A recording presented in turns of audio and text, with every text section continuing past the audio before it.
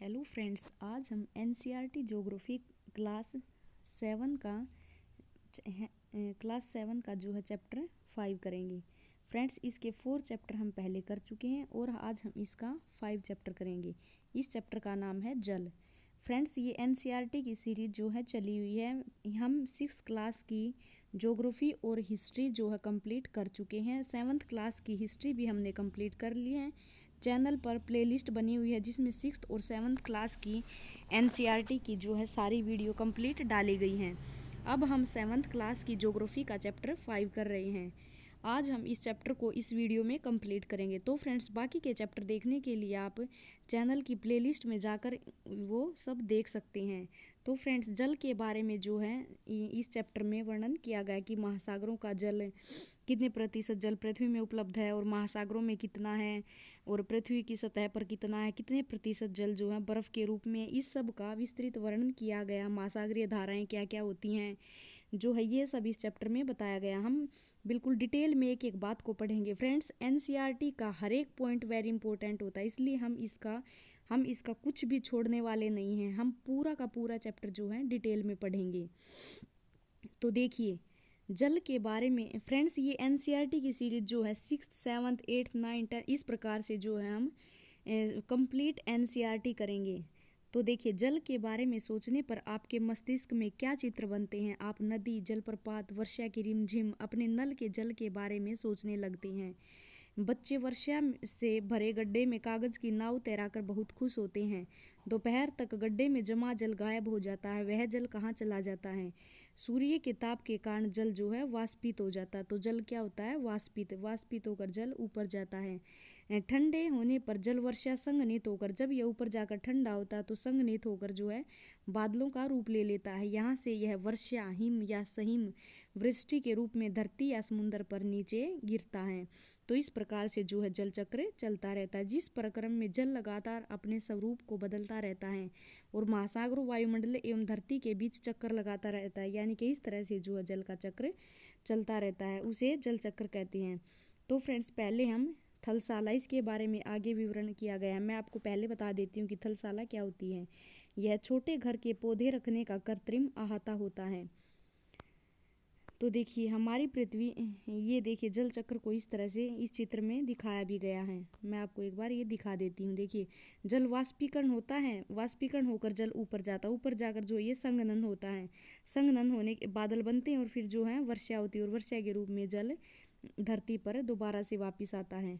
हमारी पृथ्वी थलशाला के समान है। शताब्दियों पूर्व उपस्थित जो जल शताब्दियों पूर्व उपस्थित था वही आज भी मौजूद है। जिस जल का प्रयोग आज हम हरियाणा के खेत में सिंचाई के लिए कर रहे हैं, हो सकता है वह सैकड़ों वर्ष पहले अमेजन नदी में बहता हो।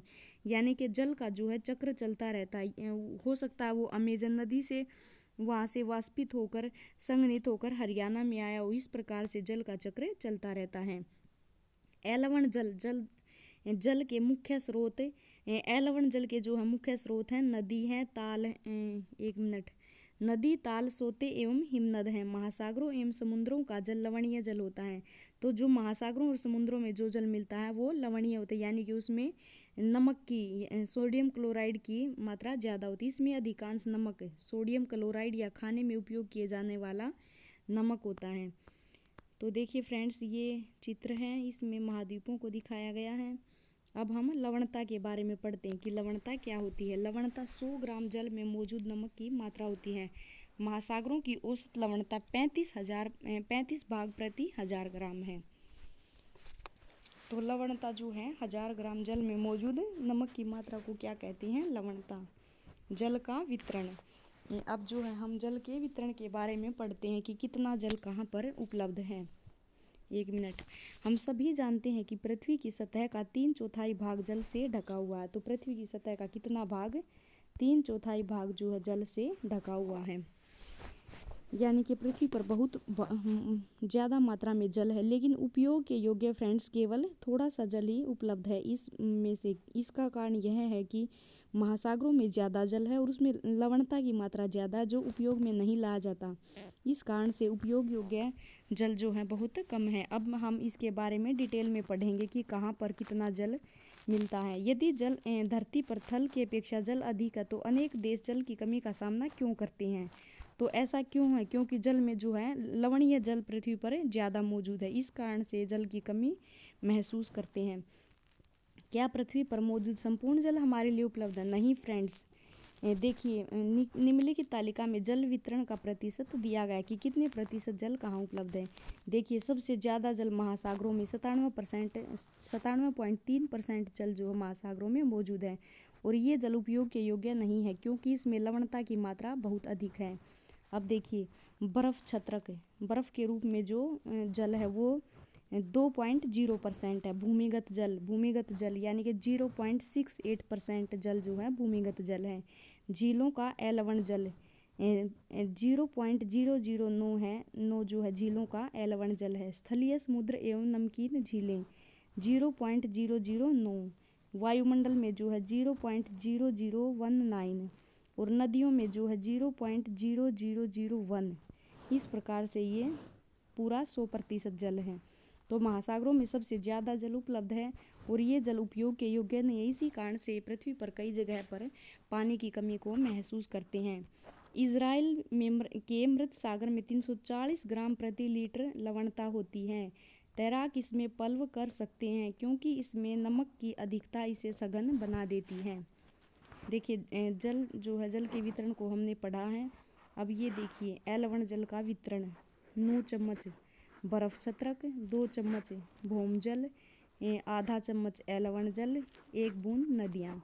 तो 2 लीटर जल लें। मान लें यह पृथ्वी की सतह पर जल की संपूर्ण मात्रा है। बर्तन में 12 चम्मच जल मापकर दूसरे कटोरे में रखें। बर्तन से जल निकालने के बाद शेष जल लवणीय जल को दर्शाता है जो महासागर एवं समुद्रों में पाया जाता है। यह जल उपभोग के लिए उपयुक्त नहीं है, यह लवणीय जल होता है। कटोरे में निकाल कर रखा गया 12 चम्मच जल पृथ्वी पर मौजूद संपूर्ण अलवण जल की मात्रा को दर्शाता है। चित्र में इस जल के वितरण को दर्शाया गया है। इसमें आप स्वयं देखें कि आप जल की कितनी मात्रा का उपभोग कर सकते हैं। जीवन के लिए जल अत्यधिक आवश्यक है। प्यासा होने पर केवल जल ही हमारी प्यास बुझा सकता है। ऐसे में आपको क्या ऐसा नहीं लगता कि लापरवाही से जल का उपयोग करने पर हम बहुमूल्य संसाधन को बर्बाद करते हैं? यानी कि जल जो है जीने के लिए सबसे ज़रूरी है और हमें इसका अच्छे तरह से उपयोग करना चाहिए, इसका दुरुपयोग हमें नहीं करना चाहिए। तो देखिए जल दिवस कब मनाया जाता है? 22 मार्च विश्व जल दिवस के रूप में मनाया जाता है जब जल संरक्षण की विभिन्न विधियों को प्रबलित किया जाता है। महासागरीय परिसंचरण, अब जो महासागरीय परिसंचरण दिखाया गया, ये देखिए फ्रेंड्स ये प्रशांत महासागर का चित्र जो है दिखाया गया है।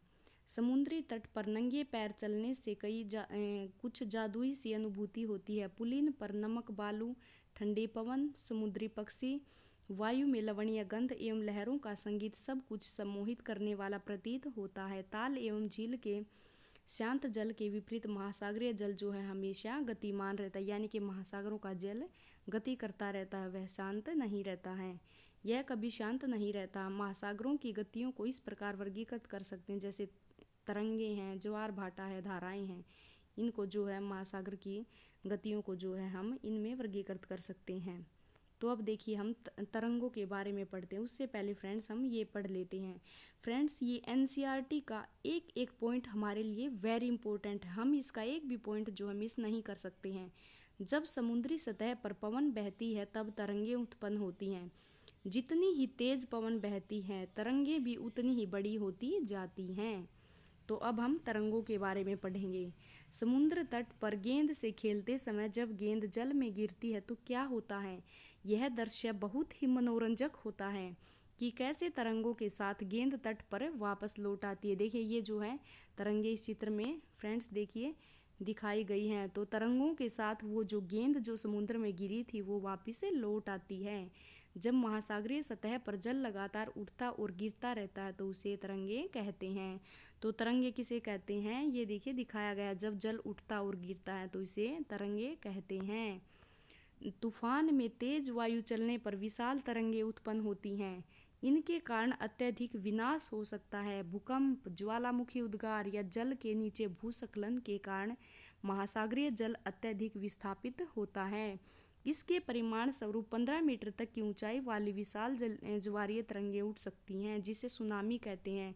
तो सुनामी क्या कहते हैं? जब 15 मीटर तक की ऊंचाई वाली विशाल ज्वारीय तरंगें उठती हैं तो उसे जो है सुनामी कहते हैं। अब तक का सबसे विशाल सुनामी 150 मीटर मापा गया था। ये तरंगे 700 किलोमीटर प्रति घंटे से अधिक की गति से चलती हैं, यानी कि 1 घंटे में 700 किलोमीटर से अधिक। विशाल सुनामी जो है 150 मीटर।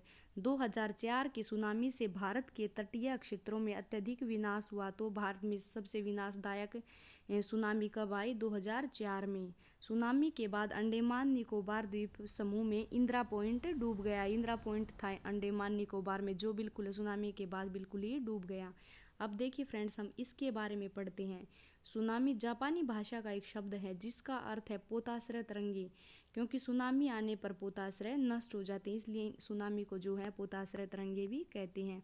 ये देखिए, सुनामी ने जो भारत में तांडव मचाया था उसके बारे में इसमें बताया गया है कि 2004 में जो सुनामी आई उसने पृथ्वी पर क्या तांडव मचाया। 26 दिसंबर 2004 को हिंद महासागर में सुनामी तरंगे अथवा पोताश्रय तरंगों के कारण अत्यधिक विनाश हुआ। ये तरंगे उस भूकंप का परिणाम थी जिसका अधिकेंद्र सुमात्रा की पश्चिमी सीमा पर था। तो उसका अधिकेंद्र कहाँ था? सुमात्रा की पश्चिमी सीमा पर।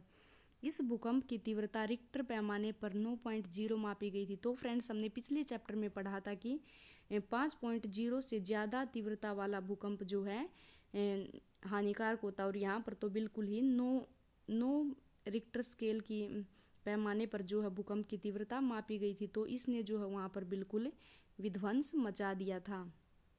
भारतीय प्लेट बर्मा प्लेट के नीचे धंस गई थी और समुद्र तल में आकस्मिक गति उत्पन्न हो गई। इस कारण यह भूकंप आया। महासागरीय तल लगभग 10-20 मीटर तक विस्थापित हो गया और नीचे की दिशा में झुक गया। इस विस्थापन के कारण निर्मित अंतराल को भरने के लिए विशाल मात्रा में महासागरीय जल उसी ओर बहने लगा। फलस्वरूप दक्षिण एवं दक्षिण पूर्वी एशिया के समुद्र तटों में जल हटने लगा। भारतीय प्लेट के बर्मा की प्लेट के नीचे चले जाने पर जल वापस समुद्र तट की ओर लौटा। यह सुनामी लगभग 800 किलोमीटर प्रति घंटे की गति से आया, जिसकी तुलना व्यावसायिक वायुयान की गति से की जा सकती है, और इसके परिणाम स्वरूप हिंद महासागर के कुछ द्वीप पूर्णतः डूब गए। भारतीय सीमा का दूर दक्षिण बिंदु इंदिरा पॉइंट, जो अंडमान निकोबार द्वीप समूह में स्थित, पूरी तरह से डूब गया।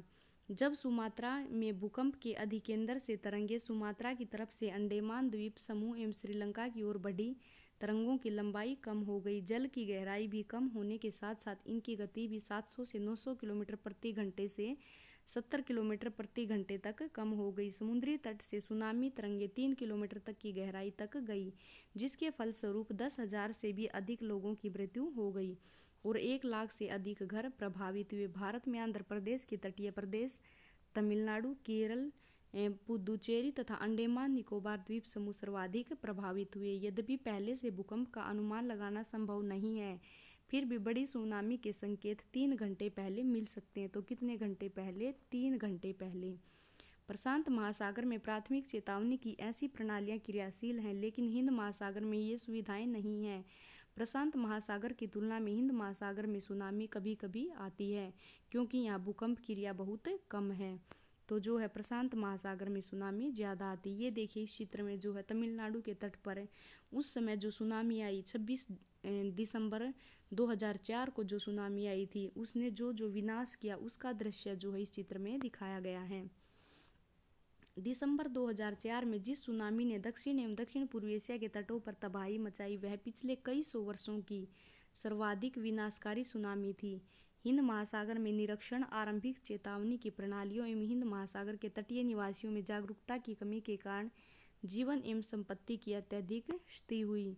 सुनामी आने का प्रथम संकेत यह होता है कि तटीय क्षेत्रों से जल में तेजी से कमी आती है और फिर विनाशकारी तरंगें उठने लगती हैं। जब तट पर ऐसा हुआ था तो लोग ऊंचे स्थानों पर न जाकर उस अचंभे को देखने के लिए तट पर एकत्रित होने लगे। इसके फलस्वरूप जब सुनामी की विशाल तरंग आई तो बड़ी संख्या में उत्सुक खड़े दर्शकों की मृत्यु हो गई।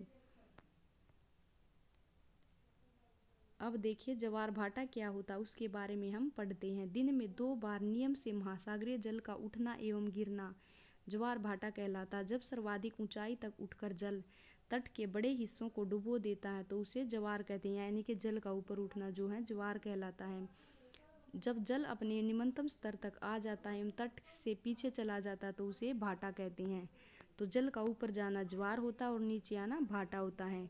सूर्य एवं चंद्रमा के शक्तिशाली गुरुत्वाकर्षण बल के कारण पृथ्वी की सतह पर ज्वार भाटे आते हैं।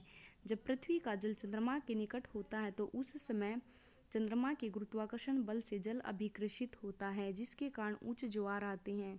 पूर्णिमा एवं अमावस्या के दिन में सूर्य, चंद्रमा एवं पृथ्वी तीनों एक सीध में होते हैं और इस समय सबसे ऊंचा ज्वार उठते हैं और इस ज्वार को जो है वृहत ज्वार कहते हैं। लेकिन जब चांद अपने प्रथम एवं अंतिम चतुर्थांश में होता है तो चांद एवं सूर्य का गुरुत्वाकर्षण बल विपरीत दिशाओं में महासागरीय जल पर पड़ता है। परिमाण स्वरूप निम्न ज्वार भाटा आता है। ऐसे ज्वार को लघु ज्वार भाटा कहते हैं। ये देखिए, ये है वृहत ज्वार भाटा और ये है लघु ज्वार भाटा। उच्च ज्वार नौ संचालन में सहायक होता है। ये जल स्तर को तट की ऊंचाई तक पहुंचाते हैं। ये जहाज को बंदरगाह तक पहुंचाने में सहायक होते हैं। उच्च ज्वार मछली पकड़ने में भी मदद करते हैं। उच्च ज्वार के दौरान अनेक मछलियां तट के निकट आ जाती हैं। इसके फलस्वरूप मछुआरे बिना कठिनाई के मछलियां पकड़ पाते हैं। कुछ स्थानों पर ज्वार भाटे से होने वाले जल के उतार चढ़ाव का उपयोग विद्युत उत्पन्न करने के लिए किया जाता है। तो फ्रेंड्स, अब जो है महासागरीय धाराएं क्या होती हैं उसके बारे में हम यहाँ पढ़ते हैं। महासागरीय धाराएं निश्चित दिशा में महासागरीय सतह पर नियमित रूप से बहने वाली जल की धाराएं होती हैं। महासागरीय धाराएं गर्म या ठंडी हो सकती हैं। सामान्यतः गर्म महासागरीय धाराएं भूमध्य रेखा के निकट उत्पन्न होती हैं एवं ध्रुवों की ओर प्रवाहित होती हैं। ठंडी धाराएं ध्रुवों या उच्च अक्षांशों से उष्णकटिबंधीय या निम्न अक्षांशों की ओर प्रवाहित होती हैं। लेब्राडोर महासागरीय धाराएं शीत जल धाराएं हैं, जबकि गल्फ स्ट्रीम गर्म जल धाराएं होती हैं। महासागरीय धाराएं किसी क्षेत्र के तापमान को प्रभावित करती हैं। गर्म धाराओं से स्थलीय सतह का तापमान गर्म हो जाता है। जिस स्थान पर गर्म एवं शीत जल धाराएं मिलती हैं वह स्थान विश्व भर में सर्वोत्तम मत्स्य नक्षत्र माना जाता है। जापान के आसपास एवं उत्तरी अमेरिका के पूर्वी तट इसके कुछ उदाहरण हैं। जहाँ गर्म तथा ठंडी जलधाराएं मिलती हैं वहाँ कोहरे वाला मौसम बनता है। इसके फलस्वरूप नौ संचालन में बाधा उत्पन्न होती है। तो फ्रेंड्स, ये था हमारा आज का चैप्टर। नेक्स्ट वीडियो में जो है हम नेक्स्ट चैप्टर लेके आएंगे। ज्योग्राफी के 5 चैप्टर कंप्लीट हो चुके हैं। कल हम इसका 6ठा चैप्टर लेके आएंगे। धन्यवाद फ्रेंड्स।